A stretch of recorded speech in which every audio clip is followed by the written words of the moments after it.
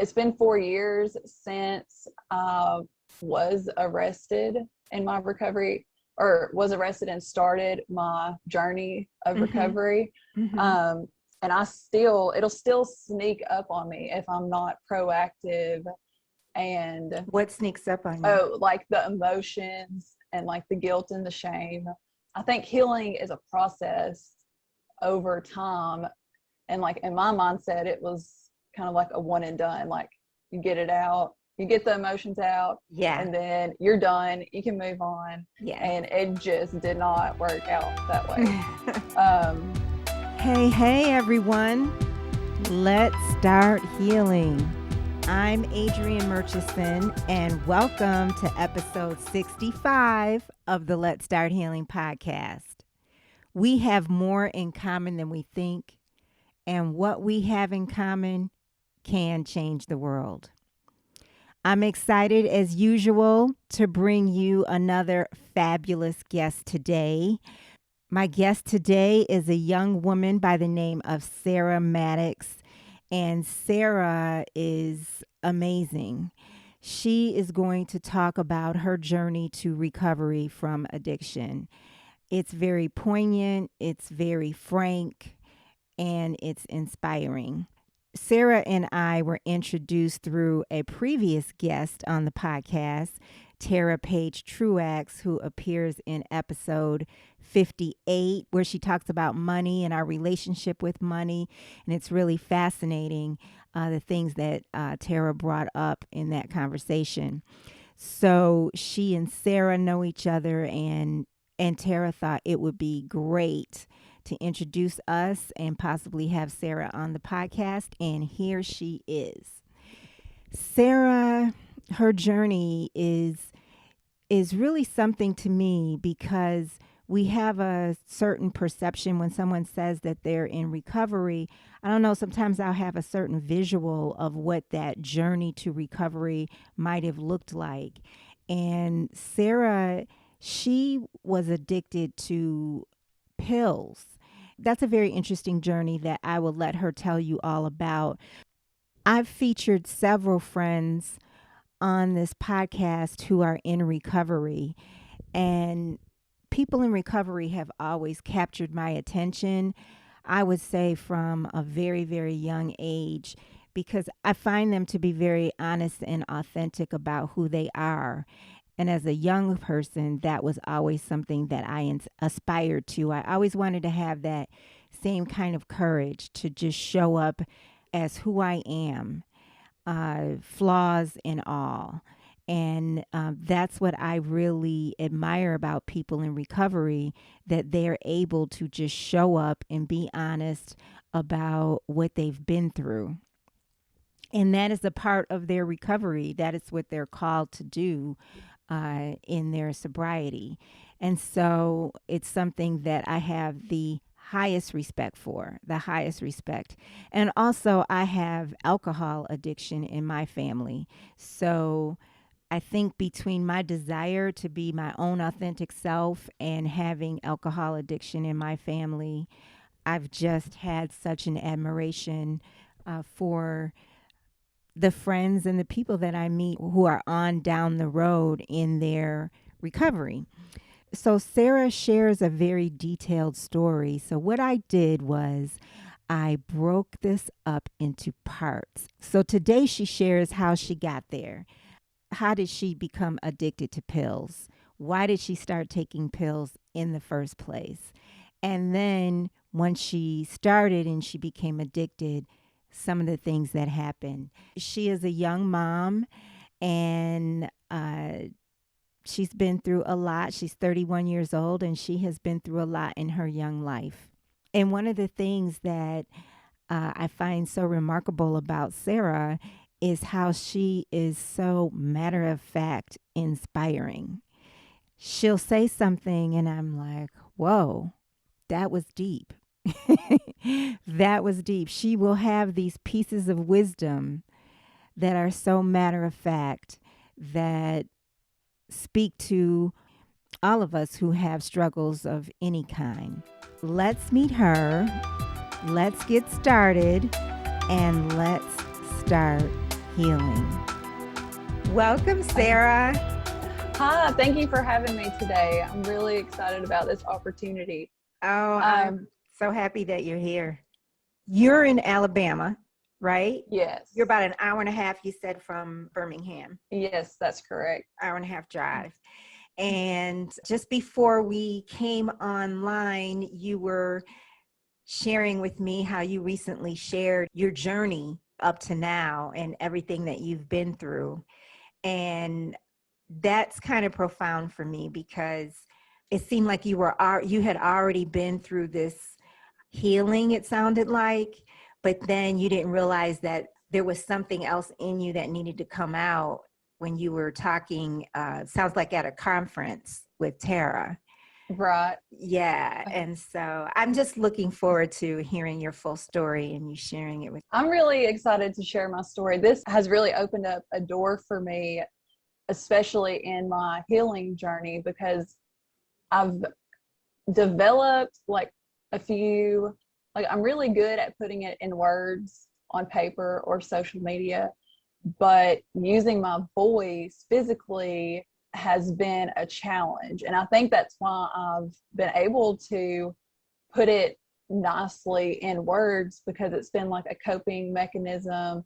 And you can edit and erase and then like you can just type it, people read it, and you're not like face to face. Right. And I'm actually really, really shy. So that's just kind of been my outlet. So Tara Truax in one of her trainings was talking about writing release letters she said there's probably a childhood experience that's holding you back. This probably wasn't word for word, but I knew exactly what childhood experience I was reliving over and over again in my life. And I've never sat down and wrote a release letter. And I was like, this seems really powerful. And I tried it, and it was just something about putting pen on paper, and then like these words start forming that you aren't, kind of like your subconscious is putting these words on paper. And so I did that, and I ended up writing 3 different release letters to 3 different people. So I go outside and I burn them, and there was one little strip of paper that would not burn. And I was like, this is really strange. So I picked up the little piece of paper and letters I'd written, and it said, have a voice. And I was like, okay, I hear you. You're telling me to have a voice. And I really felt like it was my physical voice, but I'm so shy. So I was thinking like maybe I could start doing Facebook Lives. And, I just kind of sat on it. This was probably in February that this happened. And I kept going back to that moment, and I was like, okay, I've got to start doing something. And this wasn't even in my peripheral. Like, I did not see this coming at all, but I was like, all right, here it is. Like, you can't say no to this. You have got to use your voice. That's what God is telling you to do. So I'm very thankful for this opportunity to use my voice, and I hope it helps other people out there struggling today still. And I think it's important too that it's healing for me. It's been 4 years since I was arrested in my recovery, or was arrested and started my journey of recovery. And it'll still sneak up on me if I'm not proactive. And what sneaks up on you? Oh, like the emotions and like the guilt and the shame. I think healing is a process over time. And like in my mindset, it was kind of like a one and done. Like, you get it out, you get the emotions out, and then you're done, you can move on. And it just did not work out that way. But like addiction just kind of popped into my life after I had my second child. So I had my first child when I was 17 years old. And so that was my focus. And you're 31. Yes, I'm 31 now. I've always felt like I was responsible for someone else, I guess, because I was the oldest of 2 siblings. And then my parents got custody of my 4 little cousins. So that was 7 of us that I was the oldest of. And then I had my own baby. So I never knew who I was throughout my life.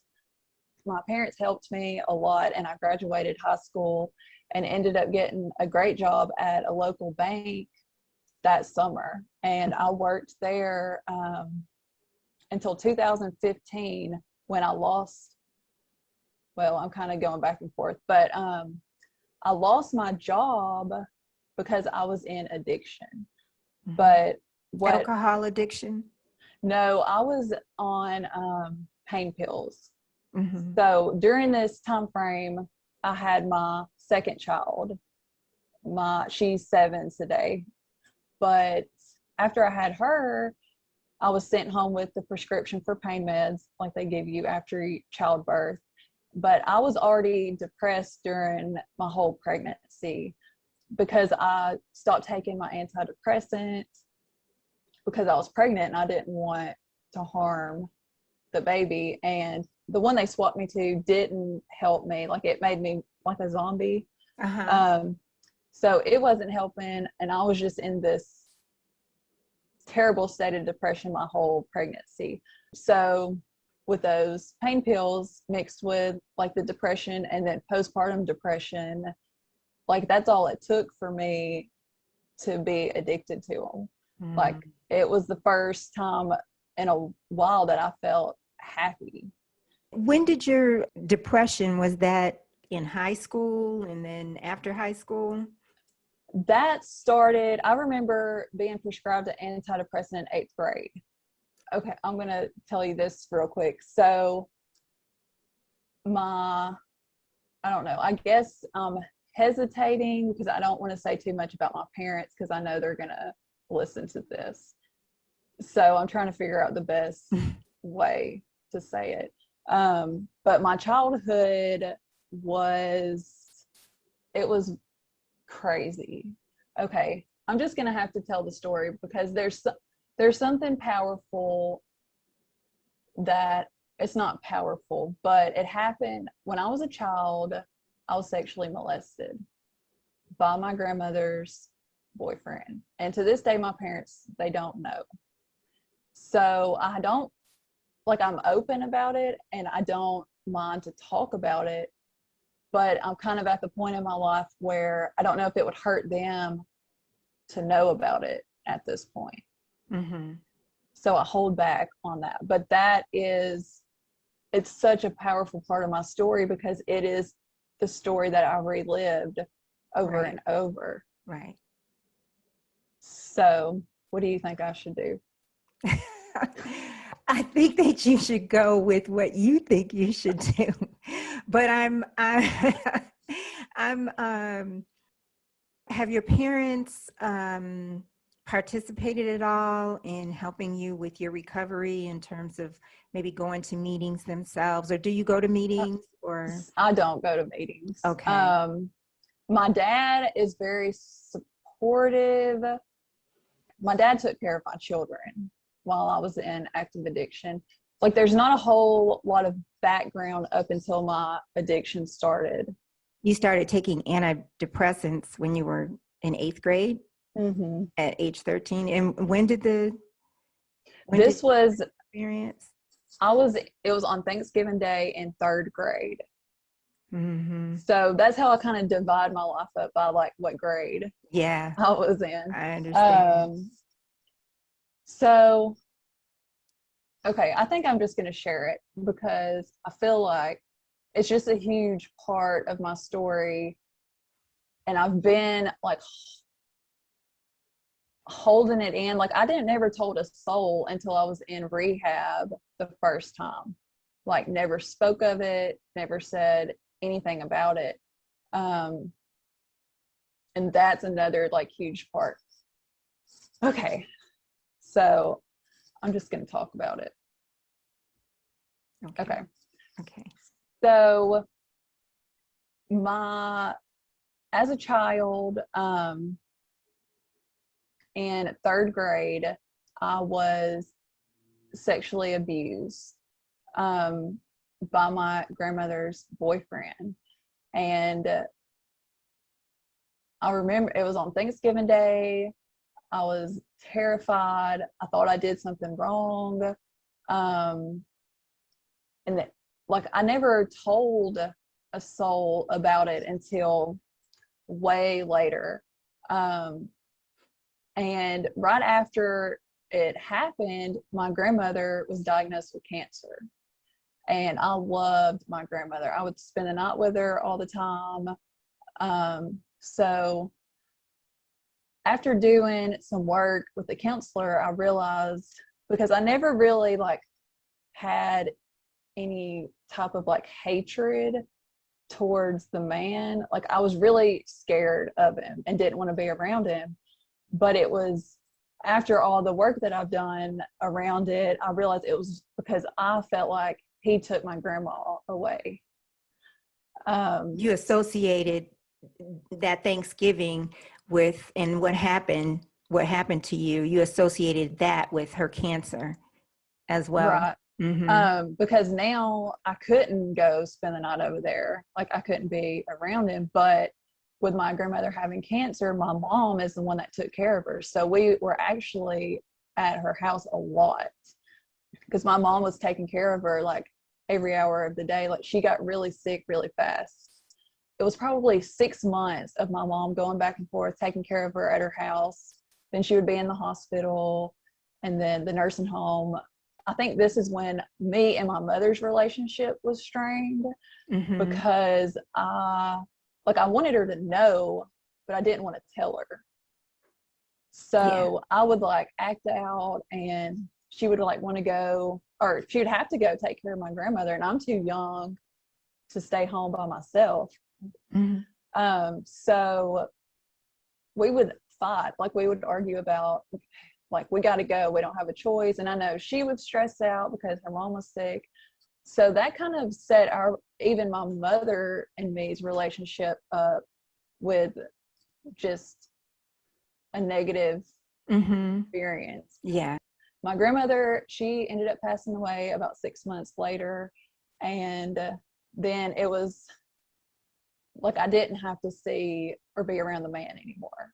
Right. So like, I just blocked it out, didn't talk about it, didn't think about it, like, or I blocked it out as much as I could. Yeah. But then I've just always felt awkward, and I just went through. Did you blame yourself? I did. Like, I can remember being really young and even thinking about, like, not necessarily suicide, but like maybe I would be better off if I wasn't here. And like, I just realized this stuff like now as I'm older looking back. But then I was just so confused. I had no way, like, I was just a little child using my little child brain. Yes. Like, I had no idea what was even going on internally. So I just blocked that out. And then my parents, they kind of had on and off relationships, and that was hard too. So in 8th grade, I was just crying all the time, and I really didn't know why at the time. I was just so sad and depressed, and I was prescribed an antidepressant, and it helped me a lot. Yeah. But I didn't receive any counseling along with it, and I think that would have helped me tremendously. Right. At that point, let's see, my junior year of high school, I was pregnant. And then my parents, they got back together, and they made a team effort to help me take care of my child, and so I could graduate high school. And that's what we did. The only time I wasn't with my baby was when I was at school. I took care of him, but I had no idea what I was doing. Like, it was hard. And I thought I would never sleep again. Like, I had no idea what having a baby entailed. And it was an experience for sure. After I graduated high school, I got a really good job at a bank, and I worked pretty quick. I was promoted full time, and I bought my own house when I was 20 years old. And then me and his father split up. And then my mom would babysit my son. And this was like the first time in my life I felt free. I could do what I want. And I started going out every weekend. How old were you at this point? So I had just probably turned 21. Okay. Which was probably not the best age to turn when I felt free, I guess. But so like every weekend I started going out and drinking. Yeah. But it was really just what I did on the weekends. And then I was like, okay, this is getting a little out of hand. And I was able to just cut that out. So I went back to not doing any drinking. Right. And I would really never dabbled in drugs prior to this.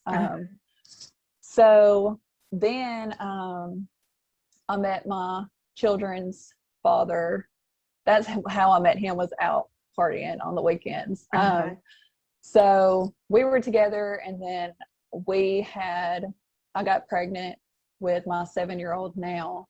And once I had her, I was depressed during my pregnancy with her because, well, just life happening, and my antidepressant wasn't deemed safe to take while you're pregnant. So we kind of had a mix up there. So when I left the hospital with her, I had my pain med prescription that they give you with childbirth, and a very bad depression and anxiety. So it didn't take anything. It was like flip the switch when I started taking the pain pills when I got home. Like I was happy, I was cleaning, like I was just, you're okay, filled with joy until that was all it took for me. And my life spiraled fast. You kept getting the prescriptions refilled? No, like I knew people because. Oh, right. Okay. They wouldn't give me any more prescriptions. No, they didn't even give me like that much. I have to say, the doctor prescribed me Xanax for like 6 months after my mom passed, until he said, "I'm not giving you any more." So I think that's where that was coming from. So go on. No, they didn't have a reason to do that for me. So you got them from people, from friends, and other sources. And I knew, like, I just know people who have it, and that kind of thing. But what were you taking? Loracet is what I was prescribed when I had my daughter. So I had her in July 2014, and then January 2015, I had to have my gallbladder removed. So they gave me Percocets. So that's like a level up. And at this point, I was deep in my Loracet addiction. But since I was working full time and I had like resources, like I was still functioning. Yeah. Like people really didn't know. If they did, they may have had an idea like something was going on with me, but like I could afford it. And then once I had my gallbladder surgery, that just spiraled it even faster, I guess, because those made me feel even better. So I started running out of money it was like a year's time. I started running out of money. What were you paying for those, by the way? $6 a pill on a good day. So $6 for like a 10 milligram. And how many would you take a day? I've taken up to 10 a day. But at that point, I may have taken I might have gotten up to like 3 a day. Okay. Then I started learning like you could get stronger medicines, and then you didn't have to. So it was like a way to save money and still like I started learning how this stuff works.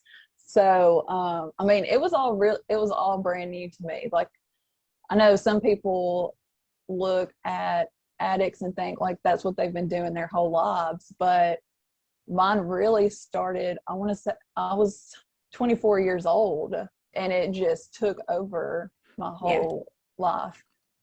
It was about a year. I ended up going to my manager at work, and I was like, okay, something's got to change. This is not a good situation. Me and her were really close. I could talk to her about anything, but I really put her in like an awkward position too.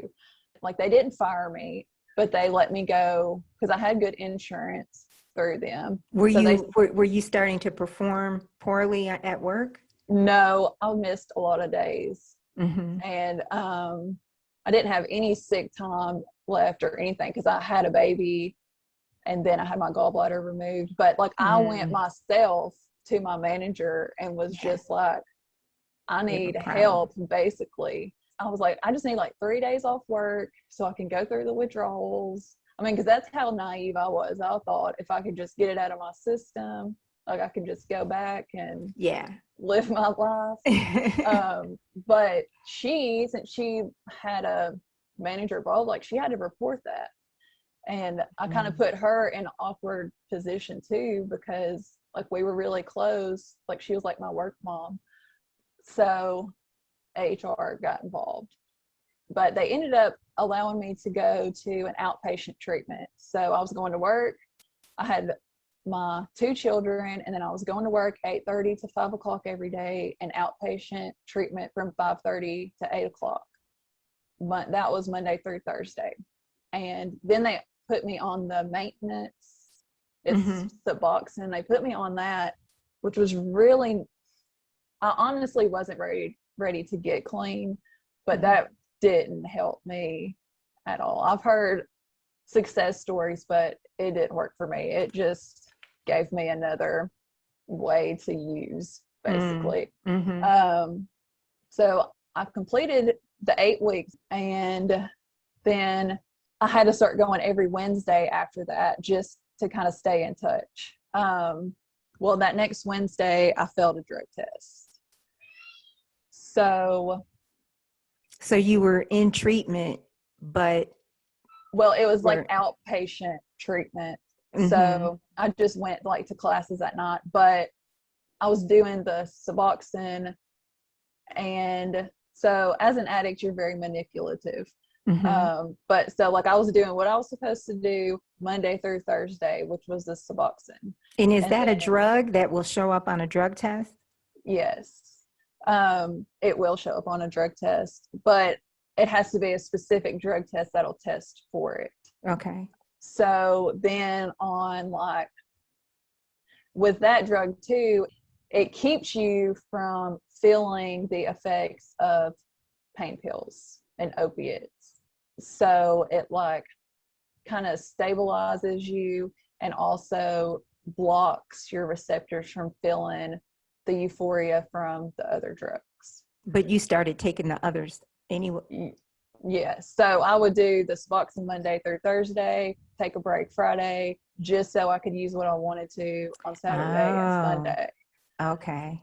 So that ended up biting me bad. I would not recommend that. You failed the drug test. So I failed a drug test. And that is when DHR got involved, and they gave my 2 children, we had to do like a safety plan, and they gave my 2 children to my mother. When you say DHR, you mean Children's Services? Oh, I try to say Children's Services because I think we're the only people who call it DHR. So they got well, how did they get involved? Your job contacted them? No, the treatment, the rehab contacted them.